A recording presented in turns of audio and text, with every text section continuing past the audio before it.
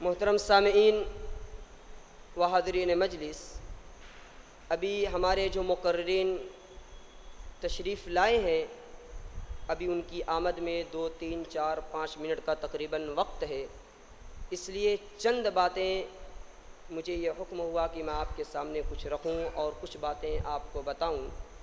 تو اس سلسلے میں اولاً تو مجھے اس بات کی بڑی خوشی ہے کہ اس دور کے اندر جب کہ پوری دنیا مصروف ہے، بیزی ہے، کسی کے پاس وقت نہیں، کسی کے پاس ٹائم نہیں، کسی سے کچھ کہو تو کہتے میرے پاس ٹائم نہیں ہے، یعنی کہ پوری دنیا کے لوگ بالکل بیزی ہیں، مصروف ہیں، مشغول ہیں۔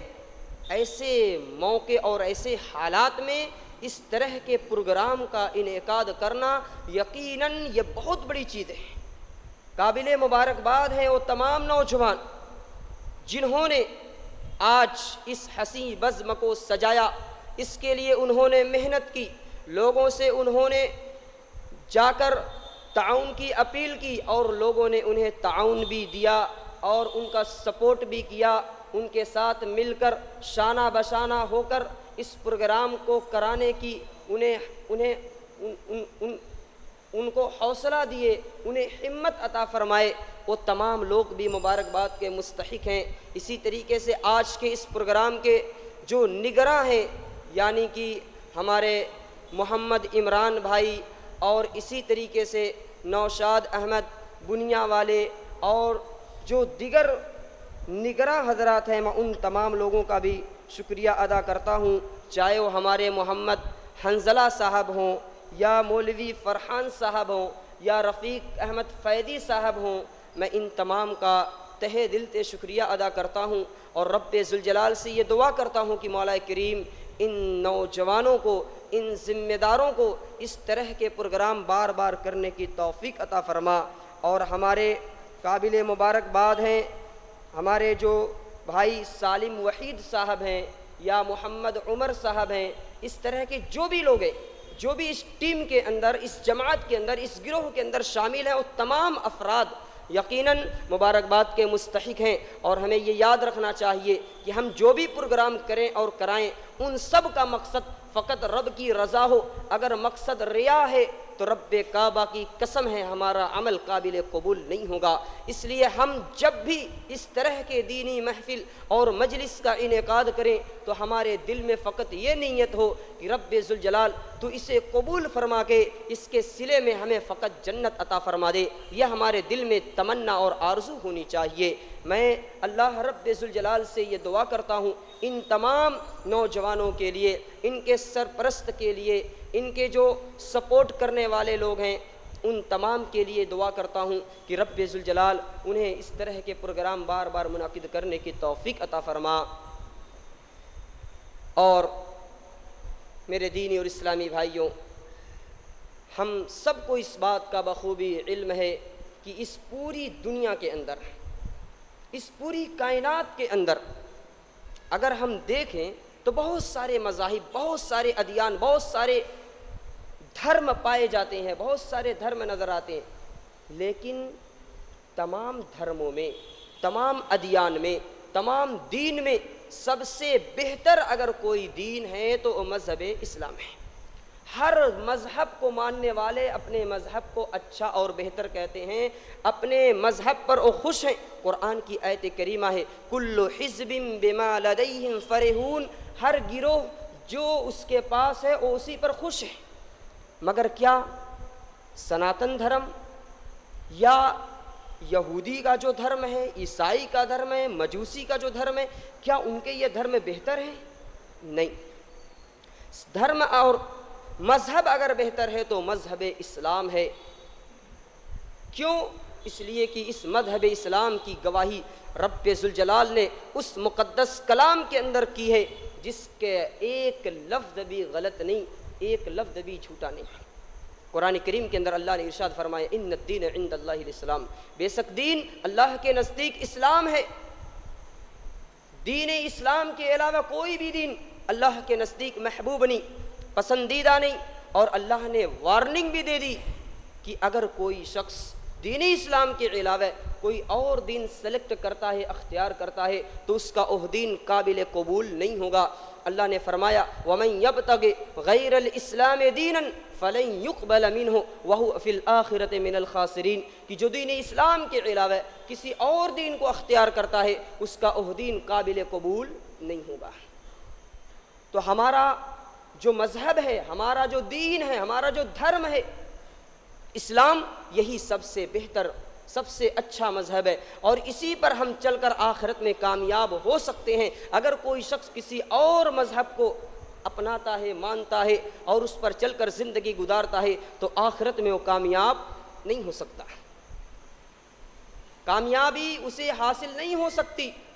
کامیابی اگر ہم چاہتے ہیں تو مذہب اسلام پر چل کر ہمیں مل سکتی ہے، اور ہمیں یہ معلوم ہونا چاہیے کہ یہ اسلام مذہب کوئی آج سے 1500 سال پہلے کا مذہب نہیں ہے، یہ تو اس وقت سے ہے جب سے یہ دنیا قائم ہے۔ اللہ رب ذوالجلال نے قرآن کریم کے اندر اس بات کی وضاحت فرما دی، شرع لکم من الدین ما وصى به نوحا والذی اوحینا الیک وما وصینا به ابراہیم وموسیٰ وعیسیٰ ان اقیموا الدین ولا تتفرقوا۔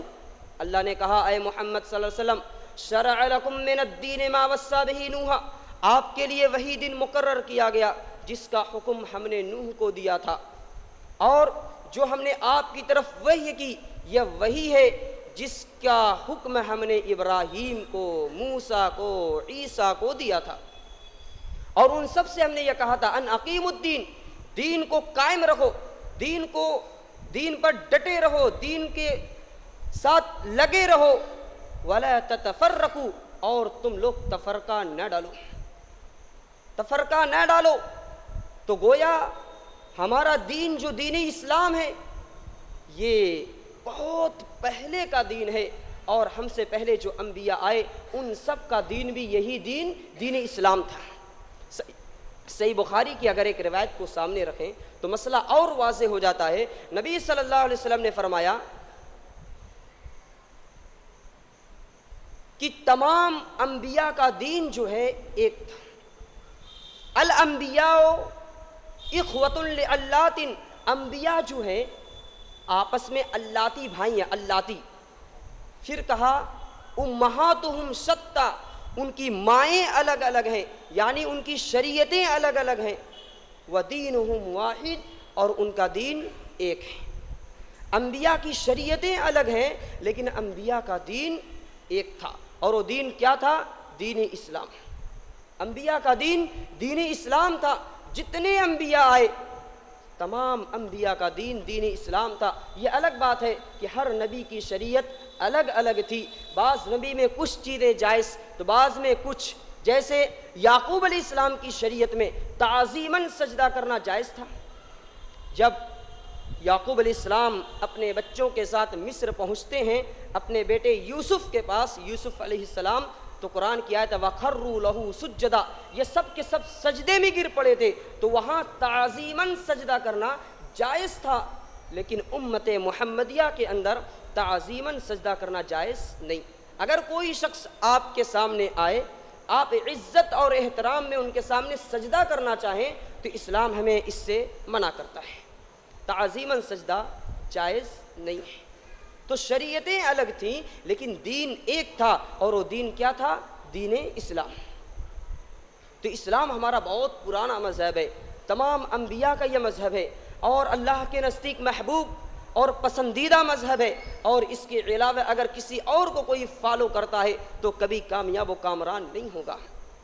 اب سوال یہ ہے کہ جب ہمارا دین سب سے بہتر ہے، میری تقریر نہیں ہے، بس چند منٹ جیسے ہی ہمارے علماء کرام تشریف لاتے ہیں میں فوراً اپنی بات کو بند کر دوں گا، اور میں ذمہ داران سے درخواست کرتا ہوں کہ ہمارے علماء کرام کو جلد از جلد ہمارے بیچ حاضر کریں، کیونکہ ہمارے یہ تمام دانشوران قوم و ملت یہاں تشریف فرما ہے اور یہ منتظر ہیں ہمارے ان علماء کرام کے جو دور دراز سے سفر کر کے ہمارے بیچ حاضر ہوئے ہیں۔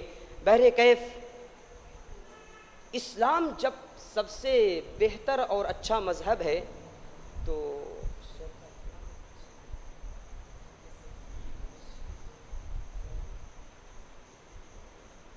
اسلام جب سب سے بہتر مذہب ہے تو پھر ہم پر اتنی مشکلات پریشانیاں کیوں؟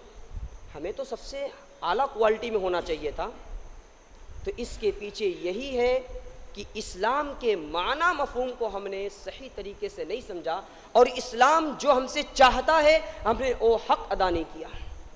ایک مسلمان ہونے کے ناطے ہم پر جو ذمہ داری عائد ہوتی ہے ہم نے اس کا حق ادا نہیں کیا۔ اگر ہم پورے طریقے سے اس کا حق ادا کرتے تو کبھی بھی ہم رسوا نہیں ہوتے۔ اللہ ہمیں عزت اور سربلندی عطا کرتا۔ اللہ کا ارشاد ولا تہنوا ولا تحزنوا وانتم العالون ان کنتم مومنین، تم غم نہ کرو، فکر نہ کرو، تم ہی سربلند رہو گے اگر تم مومن رہے، ایمان ہمارے اندر آئے۔ اسلام کس بات کا تقاضا کرتا ہے؟ اسلام کے بنیادی ارکان 5 لیکن ایمان کے ارکان 6، ان سب کو آپ ایک ساتھ اگر شامل کریں تو اسلام پورے طریقے سے ہم سے یہ چاہتا ہے کہ ہم کامل مومن بنیں، اور اگر کامل مومن بنے تو پھر کائنات میں عزت اور شرف ہمیں حاصل ہوگا، ہمارے علاوہ کسی اور کو عزت حاصل نہیں ہوگی۔ ہم ماضی کی تاریخ کو پڑھیں تو ہمیں ساری باتیں معلوم ہو جائیں گی۔